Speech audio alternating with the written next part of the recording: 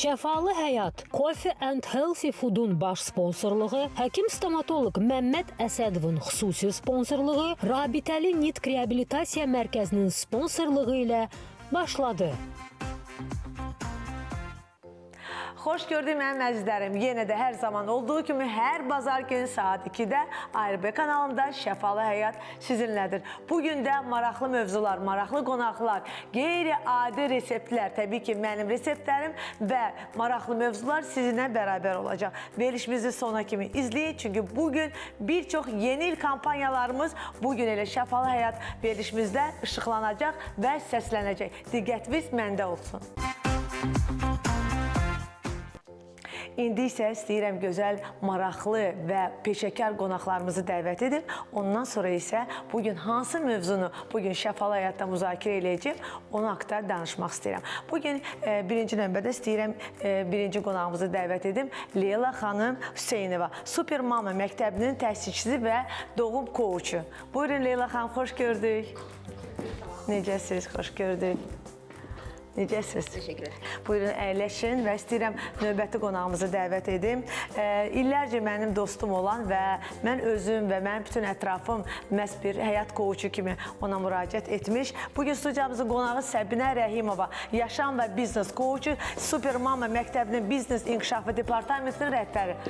Salam, hoş gördük canım. Sizin salam canım, mübarək. Hələ yeni studiyanda olmamışam. Təşəkkür. İlk dəfə bu studiyamızdasınız. Çok güzel. Buyurun, çok sağ ol. Əyləşin və istəyirəm növbəti qonaqlarımızı da dəvət edib. Şəfalı Həyat verilişin özəlliyi və fərqi ondadır ki, biz Şəfalı Həyat ailəsi olaraq hər zaman sizə faydalı məsləhətlərimizlə peşəkar mütəxəssisləri məhz Şəfalı Həyatın studiyasında dəvət edirik ki, siz də onlardan yararlanasınız. İndi isə istəyirəm, mənə mütəmadi sual verirlər ki, sizin hardandır belə gözəl təbəssümüm? Elə mənim təbəssümümün sirri məhz bizim həkim-stomatoloq Məmməd Əsədovdadır. Buyurun Məmməd doktor. Xoş gördük, necəsiniz? Salam, Şəfa xanım, necəsiniz? Çox sağ olun, təşəkkür edirəm. Çox sağ olun. Çox sağ olun, buyurun əyləşin. Və təbii ki, əgər bizim verilişimizdə maraqlı qonaqlarımız varsa, peşəkarlar varsa, təbii ki, faydalı məsləhətim də olacaq birazdan. Amma gözəl ifa, şəfalı ifa olanda insan şəfasını tapır. Elə bugün qonağımızı dəvət etmək istəyirəm, çünki hər zaman bizim musiqili hissəmiz də var. Anar Nəbiyev, Xalq Ulduzun qalibi, xanəndə, müğənni. Buyurun Anar müəllim. Hoş gördük.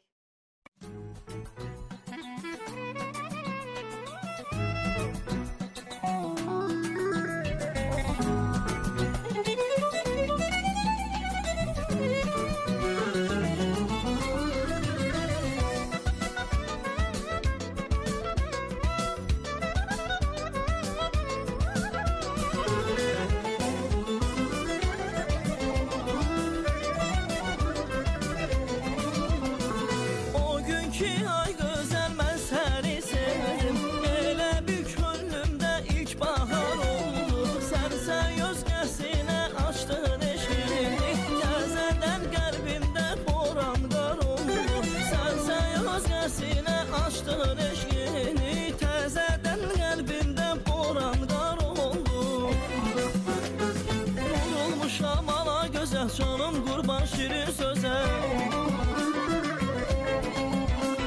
Gözlərini süzə saldın ay qız o da məni Gözlərini süzə saldın ay qız o da məni Küllümü dərdə salan o nazlı yarı sevmişəm Sevsə də özgəsini mən o nigarı sevmişəm Küllümü dərdə salan o nazlı yarı sevmişəm Sevsə də özgəsini mən o nigarı sevmişəm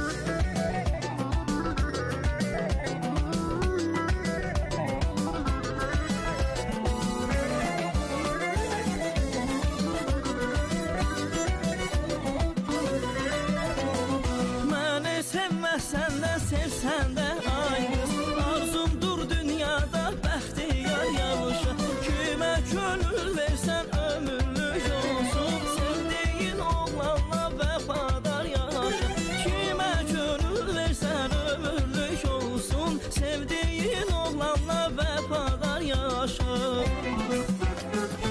Vurulmuşam ala gözəl canım qurban şirin sözə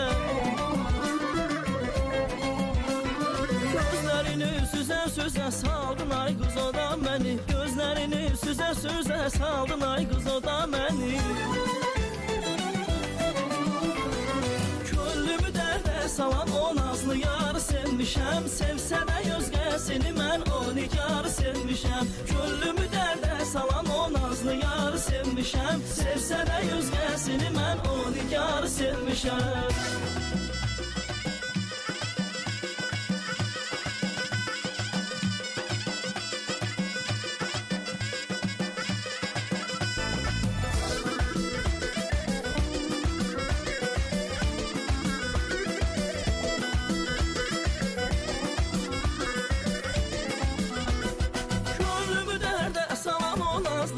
Sevmişəm, sevsənə özgəsini mən o nigarı sevmişəm. Könlümü dərdə salan o nazlı yarı sevmişəm. Sevsənə özgəsini mən o nigarı sevmişəm. Könlümü dərdə salan nazlı yarı sevmişəm. Sevsənə özgəsini mən o nigarı sevmişəm. Könlümü dərdə salan o nazlı yarı sevmişəm. Sevsənə özgəsini mən o nigarı sevmişəm. Çok sağ olun, çok sağ olun Anar Bey. Her zaman sevin, sevilin çünkü hayat doğrudan da güzeldir. Yeri gelmişken bugün stüdyomuzun konağı bizim Anar Bey Nəbiyev. Neye göre bugün gelip onu da diyeyim ki Şəfalı Həyat verilişinde bizim stomatolog doktorumuzu görüp, bəli, Mehmet doktoru görüp ve artık karara gelip ki dişlerini bir fərqli ödeyecek, düz değil mi? İnşallah. Ve ben düşünürüm ki sizin bir işbirliğiniz çok güzel anlar ve növbəti efirde biz artık sizin gülüşünüzü tam fərqli görəcəyik. Efirdən öncə ilk növbədə hər kəsi salamlayıram və çox gözəl bir mövzuya toxunmusunuz. Həqiqətən də ARV kanalına xüsusi təşəkkür edirəm ki, biz incəsənət nümayəndələri olaraq o qədər toy sferasından danışılır, incəsənət ab-havasından danışılır, amma ən önəmli tərəf insanın öz ruhunu, şəffaflığını, gümrahlığı olan şəfalı həyat tərzidir. Və mən çox sevinirəm ki, belə bir halda birinci insanın öz ruhu sağlam olmalıdır, gözəl olmalıdır. Onun üçün də bu verilişə üst tutdum. Xüsusilə də biraz öncə qeyd etdiyiniz doktoru sosial şəbəkədən görmüşdüm, amma Zümrüt xanım sağ olsun məsləhət gördü ki, həqiqətən də mükəmməldir, əl işi möhtəşəmdir. Göz Ümid qabağında, edirəm ki, yəni gözəl. görürsünüz, mənim də təbəssümümü də görürsünüz. Bəli. Göz qabağında mənə dəfələrlə Instagramda yazırdılar. Mən də sir olaraq saxlayırdım, amma artıq siri açıram və siz də əziz tamaşaçılar, əgər gözəl təbəssüm, gözəl bir gülüşünüzü əldə etmək istəyirsiniz, çünki hər zaman insana gülüş gözəllik verir. O zaman siz də bizim mütəxəssisimiz peşəkar, işinin peşəkarı artıq 10 ildən çoxdur bu sahədə çalışır və mənim də gözəl təbəssümü daha da gözəl edən bizim mükəmməl, möhtəşəm doktorumuz Məhəmməd doktora təşəkkür edirəm. Artıq bir neçə efirdən sonra Anar müəllimi də, Anar müəllim deyirəm, üzrə Anar bəyi də çox gözəl bir təbəssümlə görəcəyik. İnşallah. Uğurlarsa buyurun. Əyləşin və istəyirəm artıq düşünürəm ki, bütün qonaqlarımız buradadır. Musiqili hissə ilə başladıq, amma bizim mətbəx hissəmizdə olacaq.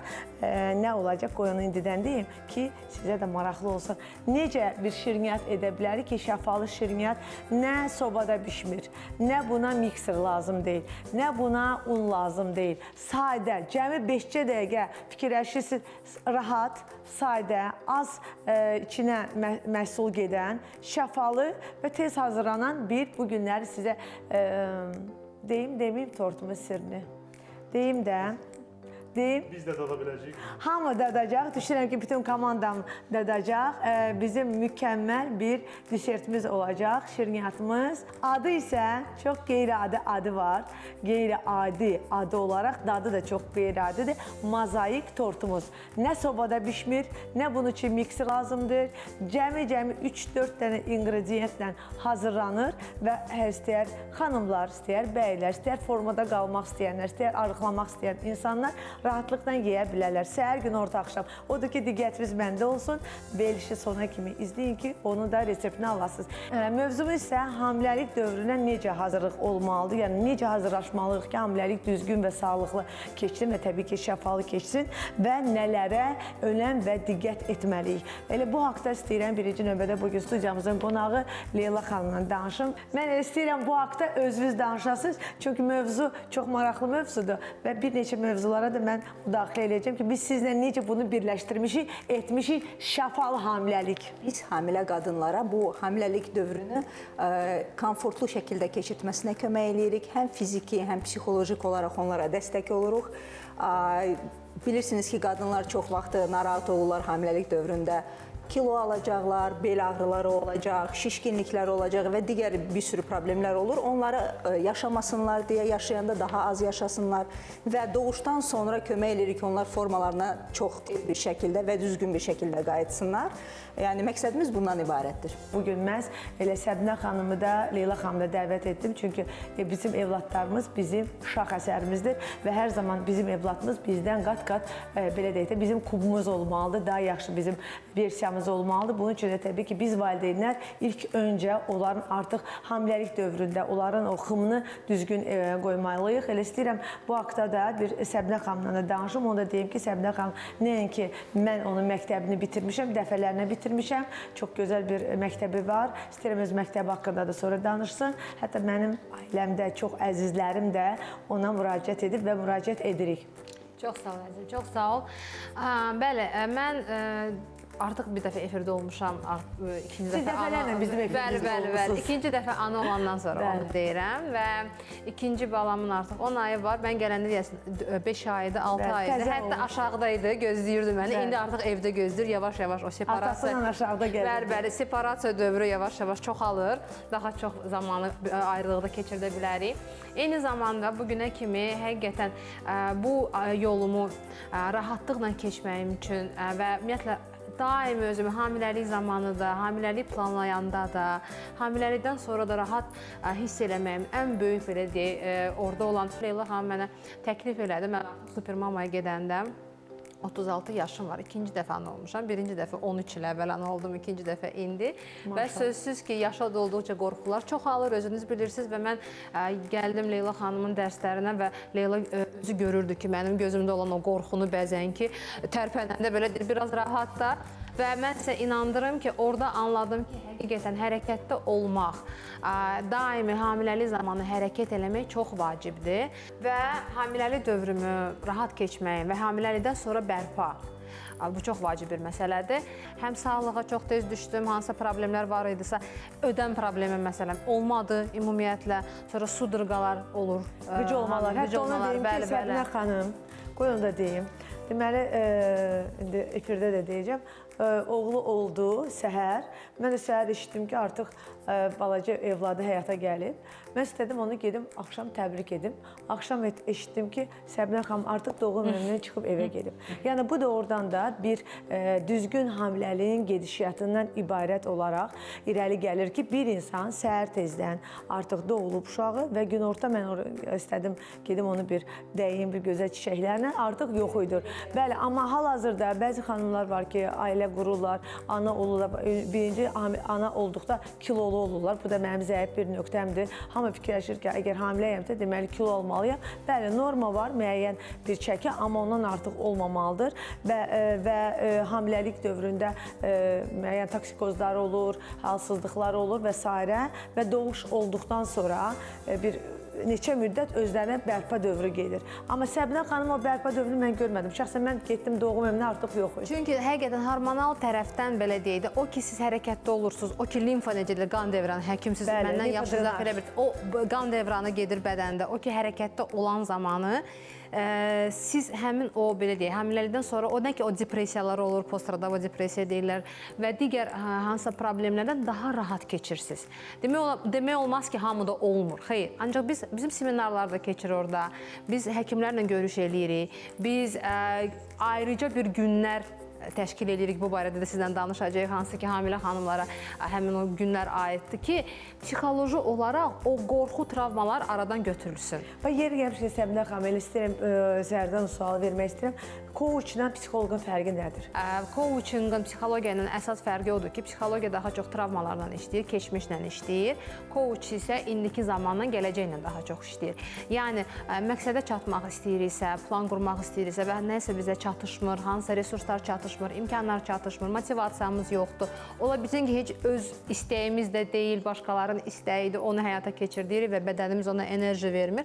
Bu sorğular və bir neçə digər sorğular daha çox coacha aiddir və bu nəinki mən fərdlərlə işləyirəm, şirkətlərlə, dövlət qurumları ilə, dövlət strukturları ilə işləyirəm və ona görə də biznesdən mənə təklif gələndə ki, nəinki coach olaraq orada işləyə bilərəm, biznesdə, biznes inkişaf departamentində işləməyə təklifi gələndə bir tərəfdaş olaraq. Mən bir çox, belə deyək, təklifləri imtina eləyirdim, çünki biznesdə işləmək istəyirsənsə, bir var coachsan, həmin o biznes üçün və yaxud da həmin o sahibkar üçün, bir də var həmin biznesdə artıq bir tərəfdaş kimi işləyirsən.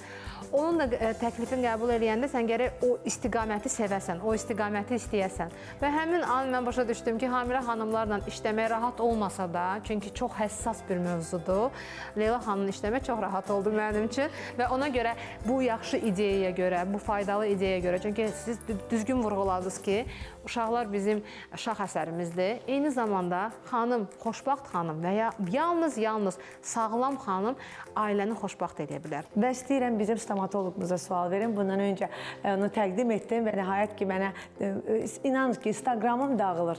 Hamı yazır ki, Şaba xanım dişlərimizi kim edib, şəkillərdə, fotolarda, videolarda.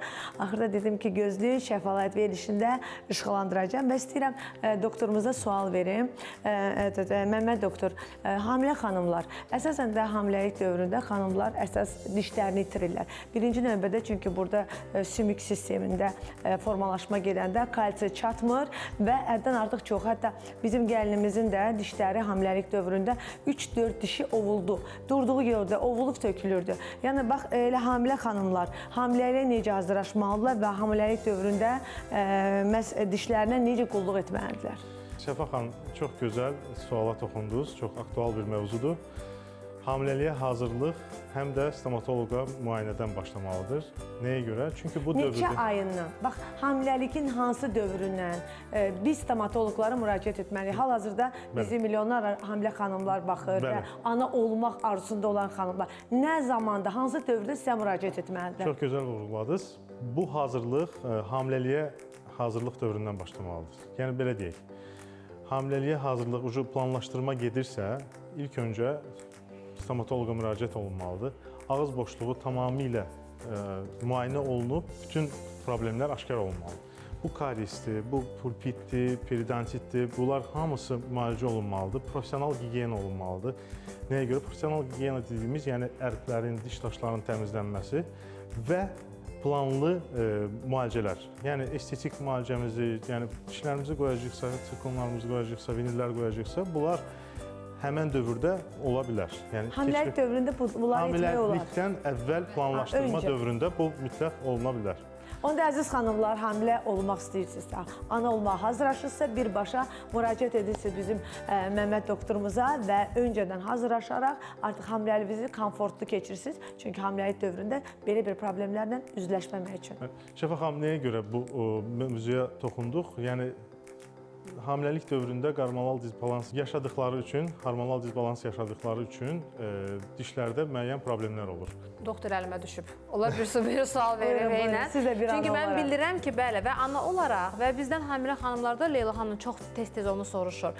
Məndə belə bir problem var idi ki, mən məsələn planlaşmamı düzgün elədim, ağız boşluğuna baxdım və s. Ancaq yenə də indi işdir də, nəsə iş işdən keçə bilər və bir problem ola bilər hamiləlik zamanı. Və mən dəhşət qorxurdum ki, mənə həkim lazım olar ki, ağrı kəsici ümumiyyətlə uşağa necə təsir göstərəcək, nə eləmək olar ümumiyyətlə, indi ağrı tutdu.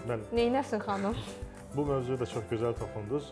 Ümumiyyətlə, stomatoloji cəhətdən biz hamiləliyi 3 dövrə böldük. Bu 3 trimestr. Birinci trimestr, ikinci trimestr və üçüncü trimestr. Birinci trimestr bu çox həssas dövrdür. Bu dövrdə ancaq təcili, Yəni yüksək ağrısı varsa, ya infeksiyası varsa, yəni dişlərdə infeksiya baş Yəni veribsə, ekstrem bir problem varsa müraciət edə bilərlər. Müraciət oluna bilər və siz qeyd elədiniz ki, nə olar? Bu halda bizim yanaşmamız fərqli olur və deməli fərq vardı orada, düzdür? Yanaşmamız fərqli olur. Bu dövrdə bizim ağrı kəsicilərimiz fərqli olur. Yəni yanaşmamız fərqli olur. İkinci trimestrimiz daha təhlükəsiz rahat bir trimestrimizdir. Çünki bu dövrdə biz bütün karieslərimizi, pulpitlərimizi, periodontitlərimizi, professional gigiyenamızı belə eləyə bilirik. Bu çox təhlükəsiz trimestrimizdir. Yəni bu ikinci trimestr çox təhlükəsizdir. Üçüncü trimestr. Burada nədən gedir söhbət? Uzun müddətli müalicələrdən qaçmaq lazımdır. Nəyə görə? Çünki bizim müalicə stolumuzda, belə deyək, kreslomuzda uzanıq vəziyyət döl üçün qan dövranının pozulmasına gətirib çıxara bilər. Yəni uzun müddətli oturulma. Qısa müddətdə təcili işlərin olunması labüddür. Təşəkkür edirəm dəyərli məsləhətlərinizə görə. Reklamlardan sonra Bir Şəfalı Həyat davam edəcək.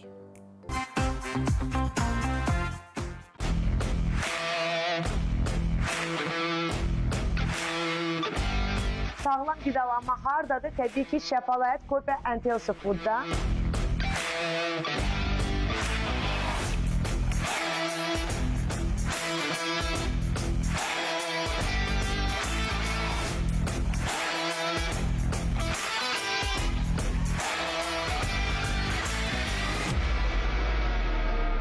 Hər ay burada gözəl xanımlarla bərabər həm seminarlar keçiririk, həm maarifləndirici məlumatlar veririk və təbii ki, sağlam qidalanırıq.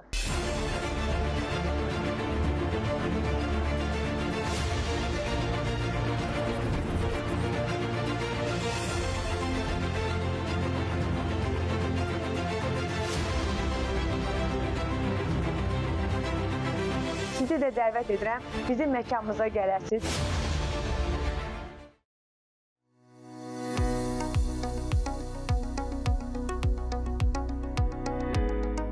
Həkim stomatoloq Məmməd Əsədov Adental klinikasında çalışır. Məmməd Əsədov implantoloq kimi də fəaliyyət göstərir. 15 illik iş təcrübəsi olan həkim sirkon və metal keramik dişlər, vinirlər, estetik plombalar, implantasiya protezlər, biogel protezlər, implant üstü protezlər, diş kanallarının müalicəsi kimi xidmətləri yüksək peşəkarlıq və uğurla icra edir. Ünvan Məmməd Cəfər Cəfərov 10. Telefon nömrəsi 050 682 78 82.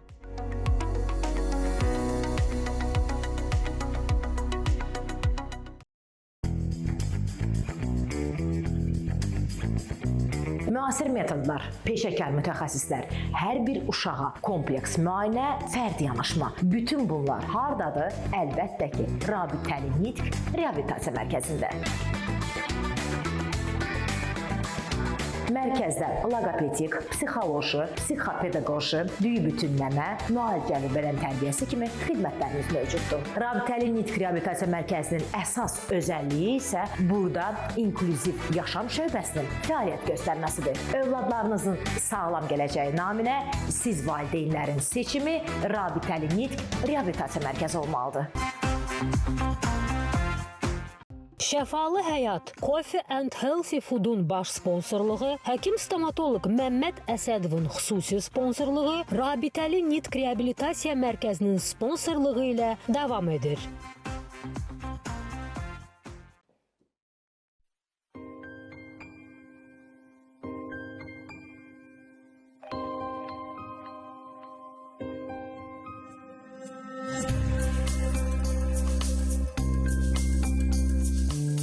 Mənə sorma nədən, niyə məni atıb getdin deyə. Ay insafsız düşünmədim, el aləm nələr deyər. Mənə sorma sualların cavabını sən bilirsən. Bil ki günahkar sən özünsən, özünsən. Gördüyüm hər qadında biraz səni axtaram mən. Dönüb gəlsən də geri bil üzünə baxmaram mən. Desəm ki unutmuşam ən böyük yalanım olar. Tozlanmış o rəfdəki son şəklini saxlaram mən. Gördüyüm hər qadında biraz səni axtaram mən. Dönüb gəlsən də geri bil üzünə baxmaram mən. Desəm ki unutmuşam ən böyük yalanım olar. Tozlanmış o rəfdəki son şəklini saxlaram mən.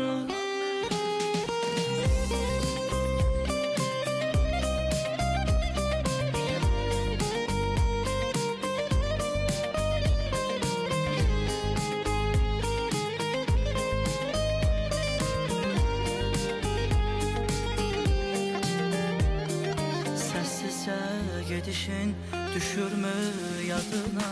Bil sənin etdiyin yaraşmaz qadına. İnsafsızın qızı ömrümü mən etdim fəda. Səndən başqa dekimim var axı bu dünyada. Gördüyüm hər qadında biraz səni axtaran mən. Dönüb gəlsən də geri bil üzünə baxmaram mən. Desəm ki unutmuşam ən böyük yalanım olar. Tozlanmış o rəfdəki son şəklini saxlaram mən. Gördüyüm hər qadında biraz səni axtaram mən. Dönüb gəlsən də geri bil üzünə baxmaram mən. Desəm ki unutmuşam ən böyük yalanım olar. Tozlanmış o rəfdəki son şəklini saxlaram mən. Bravo, bravo. Doğrudan da çox gözəl ifa, adama bir huzur verdi. Mən elə çayımı dəmlədim, onu da deyim ki, o dediyim kimi desertim hansı ki unsuz, şəkərsiz, sobasız, miksirsiz siz də rahatlıqla hazırlaya bilərsiniz. Anar bəy, bir daha təşəkkür edirəm və yeri gəlmişkən tərəfdaşımız, Şəfalı Həyat verilişinin tərəfdaşı Rabitəli Nitq Reabilitasiya Mərkəzinin rəhbəri, defektolog, loqoped İlahi xanım Zaxanovun uğurlu, möcüzəli, möhtəşəm nəticəsini paylaşmaq istəyirəm.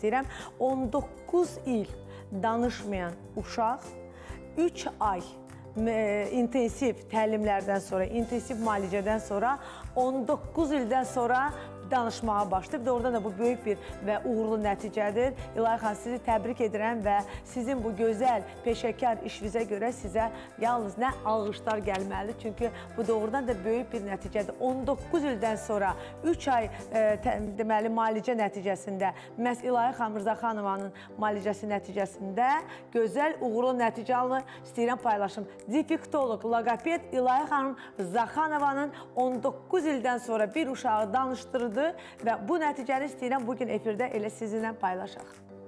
Necəsən? Necəsən? Bəyim. Əla. Adın nədir? Mənim əlim, dədəmim. Əla. Neçə yaşın var? Mənim bəyim, mənim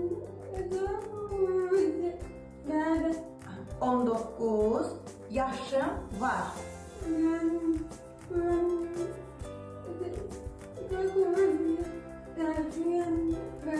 Əla. Bu nədir? Fincan. İçində nə var? Çay. İndi cümlə qururuq.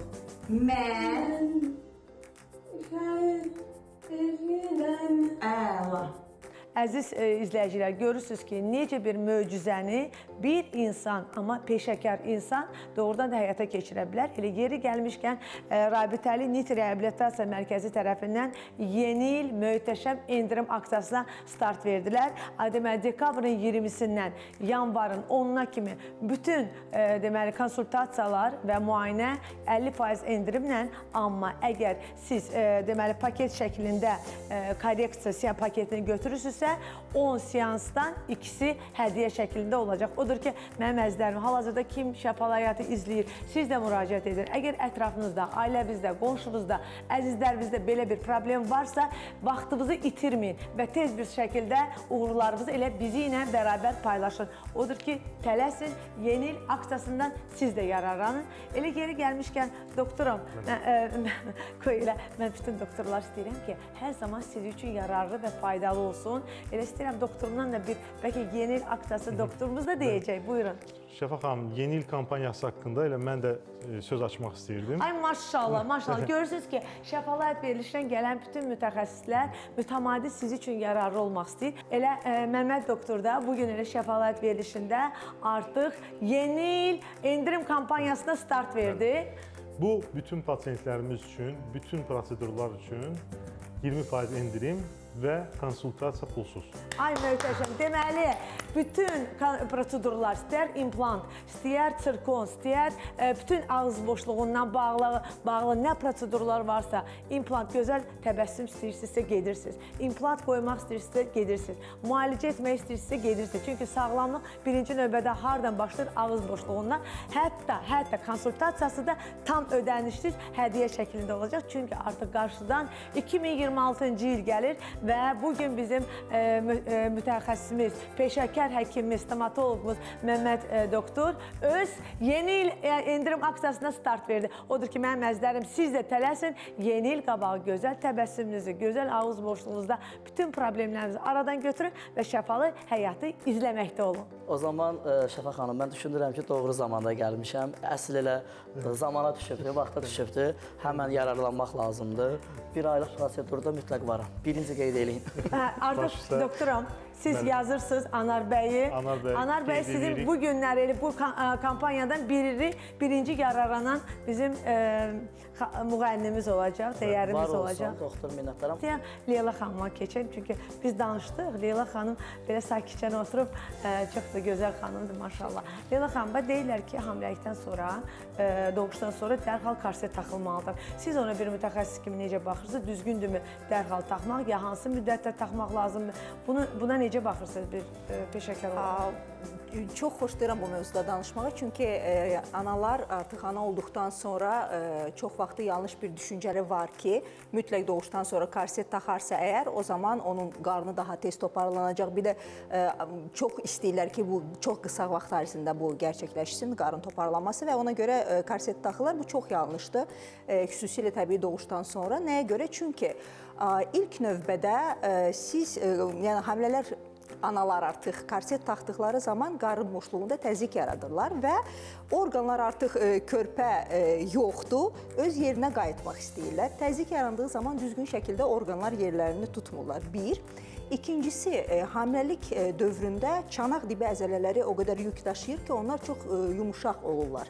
Və təzyiq yarandığı zaman o əzələlər də özünü toparlaya bilmir. Çünki bütün kiçik çanaq əzələləri hamısı ora basınç edir və o əzələlər özlərini toparlaya bilmir. Ona görə askıranda, öskürəndə bəzi problemlər yaşayırlar, sırf düzgün şəkildə bərpa olunmadıqları üçün.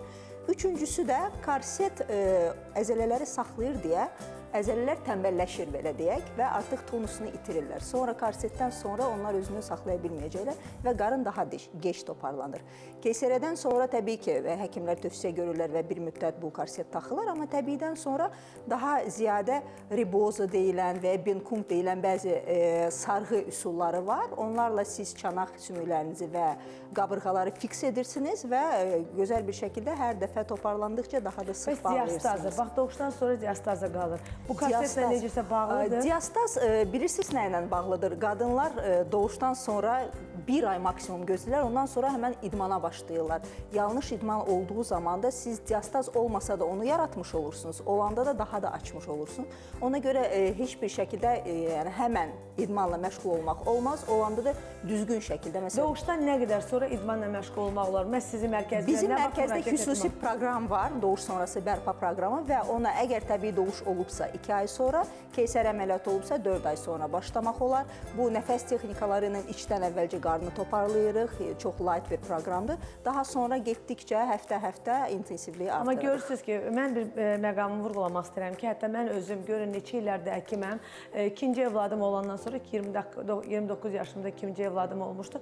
Mən 40 gündən sonra dərhal keysəriyyədən sonra getdim idmana və doğrudan da çox əziyyət çəkirdim. Çünki diastazam yarandı. Mən o diastazla harca bir 6-7 ilə bərpa elədim. Çünki baxın, hətta mən də ola bilər ki, bilməyə bilərəm. Yəni bir insan hər şeyi bilə bilə bilməz. Həmişə müdriklər deyirlər ki, bir insan əgər deyirsə, hər şey bilirəm, deməli, heç bir şey bilmirəm. Odur ki, biz də öyrənirik, biz də bilirik. İndi əziz xanımlar, əgər siz hamiləlikdən dərhal sonra fikirləşdiniz ki, gedim idman edim, bu yanlış fikirdir. Hətta peşəkarlar belə, mütəxəssislər belə məsləhət görürlər ki, əgər kesariyadsa 4 ay sonra, əgər doğuşdursa, o zaman 2 aydan sonra. İndi isə istəyirəm Səbinə xanıma da sual verim. Səbinə xanım, ümumiyyətlə, hamilə xanımlar, siz bir həyat kovuçu olaraq, hamilə xanım sizə hansı bir problemlə ilk öncə müraciət edib ki, bax, mən maraqlı hansısa bir hadisə olub, məsələn, hansı bir xanımı, hansı bir vəziyyətdən hamilə dövründə xilas edə bilibsiniz? Bir sözünüzlə, bir məsləhətinizlə, bir hansısa texnikalarınızla? Birincisi... Texnikaları da çoxdur, onda deyim. Çox sağ olun Şəfa xanım. Birincisi, ən çox rastlaşdığım qorxu, mən həmişə deyirəm ki, bilməməyin qorxusu, qabaqda nəyi gözləyirsən, onu anlamamaq qorxusu bizi çox çaşırdır. Və ona görə ağrılı doğuşun əsas səbəblərindən biri də odur ki, bizim sadəcə olaraq biliyimiz çatmır. Və ona görə fərqində olmaq üçün, dərrəkalı olmaq üçün bu prosesdən biz gərək əvvəlcədən öyrənək. Çünki hamımız həkim deyilik, bilə bilmirik ki, nə baş verəcək, necə olacaq, nə normaldır, nə normal deyil, bu düzgünmü gedir, bu düzgünmü getmir və panika bizə əlavə qorxular gətirir. Ona görə mən xüsusi bir, belə deyək də, problemi niyə görə yadıma sala bilmirəm? Çünki demək olar ki, hamıda eyni problemdir. Qorxudur, ən də çoxu doğuş zamanı, doğuşdan qabaq qorxudur. Özdə baxın, kesəriyyəyə də gedənlər qorxur, təbii doğuşa gedənlər də qorxur. Hərəmizdə istənilən halda bir qorxular yaranır. Ona görə olmasın deyənə, adi məktəbimizdən əlavə bir platforma yaratdıq ki, həmin o platformada bir arada həkimlər, mütəxəssislər, cürbəcür, belə deyək, sferalı, cürbəcür sferalı olan mütəxəssislər bərabər yığışır. Hətta mən də orada var idi. Bəli, biz o barədə, siz dediniz ki, siz deyəcəksiniz, ona görə mən də bağladım. Bu yaxınlardan elə istəyirəm qoyayım. Hal-hazırda elə bizim keykimizi demək olar ki, hazırladım. Bir neçə dəqiqədən sonra qonaqlarımıza çayımı da, desertimi də təqdim edəcəm. Onu da deyim ki, bu yaxınlardan Səbinə xanım, Leyla xanım və digər mənim kolleqalarımla bərabər bir böyük bir tədbir keçirildi. Bir araya yığışdıq. Cürbəcür klinikalardan, aparıcı klinikalardan, aparıcı həkimləri dəvət elədik, xanımlarımızı dəvət elədik, özümüz orada olduq, hərəkətlər göstərdik, bizim çox gözəl peşəkarlarımız və hamilə xanımlar, inanırsınız, biz Leyla xanım çox qorxurdu nəyi? Deyirdi ki, saat 9-dan saat 4-ə kimi hamilə xanım oturarmı bir tədbirdə? Biraz narahat olduq, ancaq inanırsınız ki, 90%, hətta deyir, nəfəs almaq istəyirlər, çıxmaq istəyirlər, qorxurdular ki, hansısa məlumatı eşitməzlər. Körpəyə qulluq, ağrısız doğuş texnikaları, doğuşdan sonra bərpa, bunların hamısı və bir çox mövzulara biz toxunduq, meditasiya elədik, mən özüm meditasiyanı apardım. Şəfa xanım diyetolog kimi bizə reseptlərlə paylaşdı ki, hamiləlik zamanı, hamiləlikdən sonra hansı reseptlərə əl tuta bilərik və o qədər gözəl bir gün keçdi və biz düşündük ki, il ərzində ən azı 3 dəfə, 4 dəfə bu günlərimizi keçirdəcəyik mütləq gələn illəri də və bütün bizim proqramlarımıza xanımları dəvət edirik və mən istəyirəm ki, bizim doktorumuza da qoşulum. Leyla xanımla bərabər biz də xanımlarımıza yeni il qabağı istəyirik öz endirimlərimizi təqdim eləyək. 26% endirim, 26-cı il gəldiyi üçün 26% endirim bizim bütün xidmətlərə biz təqdim edirik. Bizdə hətta hamiləlik məktəbindən əlavə bizdə seminarlar keçirilir. Bizdə masajlar keçirilir, hansı ki, sırf hamilə xanımlar üçün qarın zonasına toxunmadan bədən relaks masajları olur bizdə. Bizdə hətta evdə fərdli olaraq hamilə xanımlarımız hansı ki, yola çıxmaq istəmir. Evdə də məşqçi dəvət eləyə bilər və bizim məşqçilər onlar ay ərzində işləyəcək. Ona görə bütün xidmətlərimizə 26% endirim Şəfa xanımın icazəsi ilə. Səbinə xanım dediyi kimi 2026-cı ilə keçid alırıq və 2026-cı il olduğuna görə 26% bütün prosedurlarına və təlimlərinə endirim olacaq. Təbii ki, mən də hər zaman özüm öz şirniyyatlarımla, öz reseptlərimlə sizinlənim. Bu da bizim möcüzə möcüzəli, şəfalı mozaik keykimiz. Onu da deyim ki, nəinki bizim doktorlarımız və qonaqlarımızın endirim aksiyası var. Hətta Şəfalı Coffee and Healthy Food'da da hal-hazırda bizim yeni il kampanyalarımız davamlıdır. 2 kofe alana bir kruasan hədiyyə, 2 desert bizim şəfalı desertdən alana bir çayınlıq gözəl bizim eksklüziv çayımız hədiyyə və digər hədiyyələr təbii ki sizi gözləyir. Mənim əzizlərim, yeri gəlmişkən dediyim kimi necə gözəl gəlirsə çay, kofe, yeməklərimizdən yeyirsiniz. Eyni zamanda gözəl bir tədbirlər də bizim Şəfalı Coffee and Healthy Food'da keçirə bilərsiniz. Necə ki bu yaxınlardan da keçiriləcək. Məhz şəfalı hamiləlik layihəsinə start verdik və o da bizim Şəfalı Coffee and Healthy Food'da keçirir. Nəyə görə sağlam qidalanırlar, şəfalı yeməklərdən, tamlardan dadırlar və hamiləlik də sağlam olur, həyatlar da sağlam olur, uşaqlar da sağlam olur. Qoy elə tortumuzu qoyaq bura. Ona kimi sizə çay gətirim. Biz doktorumuzla danışan kimi çay da gətirim. Məmməd doktor, bir sualım da yarandı. Baxın, implantlar. İmplantlar kimlərə qoyulmalıdır və hansı yaşdan? Yəni, burada yaş məhdudiyyətliyi varmı və hansı insanlara qoyula bilər? Bir dəfəyə neçədə implant qoyula bilər? Və implantların digər dişlərdən daha üstünlüyü nədir? Şəfa xanım, çox gözəl sual verdiniz. 18 yaşından tez implant qoyulması icazə verilmir. Nəyə görə? Çünki çənə sümüyümüz hələ inkişafda olur 18 yaşına kimi. Ən gözəl yaş dönümü, belə deyək, implant üçün 25 və 65 yaş aralığıdır. Nəyə görə? Bu dövrdə həm sümüyün stabilliyi, həm də ki, sağalma dövrü çox yaxşı olur. Onu da qeyd eləmək istəyirəm ki, 65 plus o demək deyil ki, implanta əks göstərişdir. Həmən dövrdə də implant qoyula bilər, amma sağlamlıq və sümüyün vəziyyətinə uyğun olaraq, yəni düzgün qoyulan implantlar. Sualın ikinci hissəsinə gəlirəm, hansı ki, dediniz, neçə implant qoyula bilər? Bir gəlmişə, yəni xəstənin vəziyyətinə uyğun olaraq, yəni sağlamlığı icazə verirsə, biz 8, 10, 12 implant da yerləşdirə bilərik. Buna məhdudiyyətimiz yoxdur, yəni belə deyək. Sağlamlığı əgər icazə verirsə, heç bir problemi yoxdur. Bəli, mən bilirəm. Mənə bir dəfə 3 dənə implant qoymuşdunuz. Bəli, bəli. Bax, onu bilirəm. Şəfa xanım, onu da deyim ki, yəni bəzən olur ki, implantları, biz indi markaları var, seçimləri var. İmplant seçimini bəzən qiymətə görə hansısa pasiyent deyir ki, bu qiymətə var, biz təqdimatımızı edirik ki, məsələn, bu qiymətə var, bu qiymətə var, bu qiymətə var. Bəzən olur ki, sümük toxumasının bərkliyindən asılı olaraq bizə seçimi sümük toxuması verir. Yəni belə deyək, pasiyent hətta biraz daha münasib seçsə də belə, biz müraciət etməli oluruq daha yüksək siniflərə. Mən belə deyərdim, ümumiyyətlə insan heç vaxt özünə, belə deyək, hansısa, xüsusən də ağız boşluğu və gözəl çay gətirəm sizə, gözəl çay. İnsan özünə hər zaman ən yaxşısını etməlidir. Necə ki, mən hər zaman deyirdilər ki, çox sağ olun. Buyurun, gözəl çayımızdan da içi gətirirəm. Necə ki, mənə hər zaman deyirlər, Şəfa xanım, siz necə, mən deyirəm, mənə sağlığıma, mən canıma, mənim ağzımla, bədənimlə təmasda olan nələr varsa, ən yaxşısını edə bilərəm. Gəlin onu da deyək ki, bu implantlar əkiləndən sonra bunların ömrü yaxşı baxılır. Ömrü nə qədərdir? Yaxşı, sağlam baxıldıqda. Heç o sualı mən də verməmişdim. İmplantların ömrü nə qədərdir? Bəli, bu implantların ömrü əgər sağlam baxılsa, sağlam saxlanılsa, yəni ağız boşluğu təmiz olsa, heç bir problemlər getməsə müddətsizdir. Ömürlük. Ömürlük. Ömürlük. Bəs yaxşı qulluq nədir? Yaxşı qulluq nədən ibarətdir? Yaxşı qulluq təmiz saxlamaqdandır. Spirtli içkilərdən, siqaretdən az istifadə. Yəni tam istifadə etməmək bəzi insanlara mümkün deyil. Yəni mümkün dərəcədə şəfalı qidalanmaqdır. Şəkərdən imtina eləməkdir. Ay, nə gözəl. Baxın, görürsünüz bəy necə? Tort kəsə bilirsiniz? Bəli, bəli, bizim işimiz budur. Maşallah. Tort kəsmək. Deyərsiniz, çox evdarsınız eyni zamanda. Adətən evdə az tapılırıq. Çünki işimizin rejimi elədir ki, günün istənilən bir qismini çöldə oluruq. Amma yenə də... Onu da bilirəm ki, 2 dənə qız evladınız var. Bəli, Allah bütün balaları saxlasın. 2 qız Balacası da 1 yaşı var. 1 yaş yarımdır, bəli. Biri də 5 yaşındadır. Ay maşallah. Mənim əzizlərim, bugün çox gözəl və maraqlı söhbətlər oldu. Mənim əziz, dəyərli qonaqlarımla.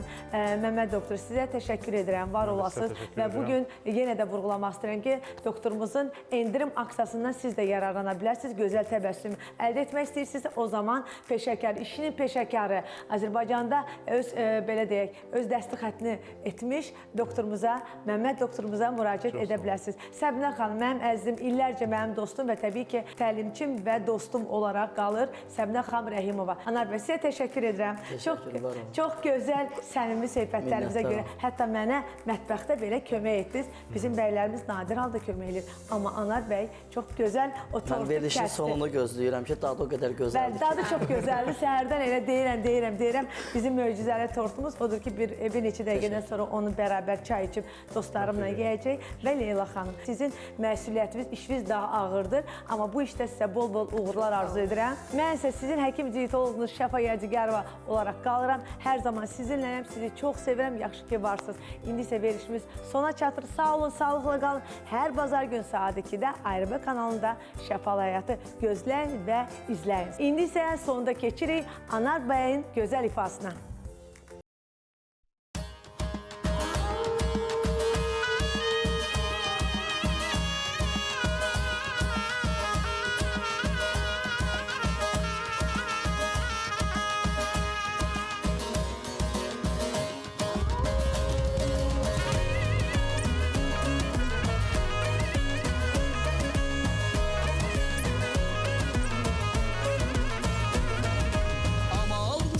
Şərqə doğru uçarkən, gün doğuşda Murad suyu içərkən. Amal quşu şərqə doğru uçarkən, gün doğuşda Murad suyu içərkən. Sabah yeli altın dağdan keçərkən, sabah yeli Tanrı dağdan keçərkən, Turan ellərinə salam söyləyin, Turan ellərinə salam söyləyin, söyləyin, söyləyin, söyləyin, söyləyin. Turan ellərinə salam söyləyin, Turan ellərinə salam söyləyin, Turan ellərinə salam söyləyin, Turan ellərinə salam söyləyin.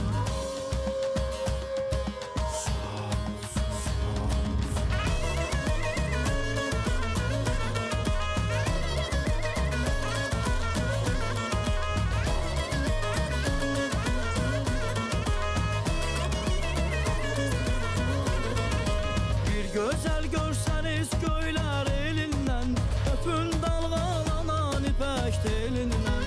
Bir gözəl görsəniz göylər elindən, öpün dalğalanan ipək telindən. O yurdunun yavruları dilindən,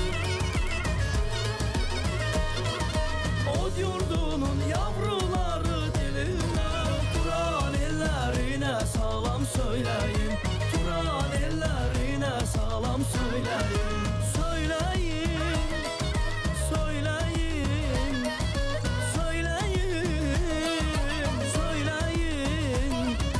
Turan ellərinə salam söyləyin, Turan ellərinə salam söyləyin, Turan ellərinə salam söyləyin, Turan ellərinə salam söyləyin.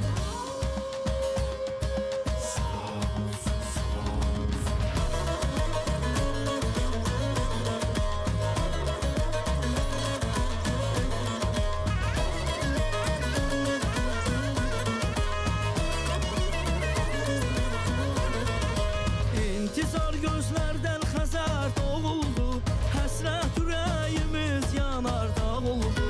İntizar gözlərdən Xəzər doğuldu, həsrət ürəyimiz yanar dağ oldu. Dillərimiz Turan deyə yoruldu, dillərimiz Turan deyə yoruldu.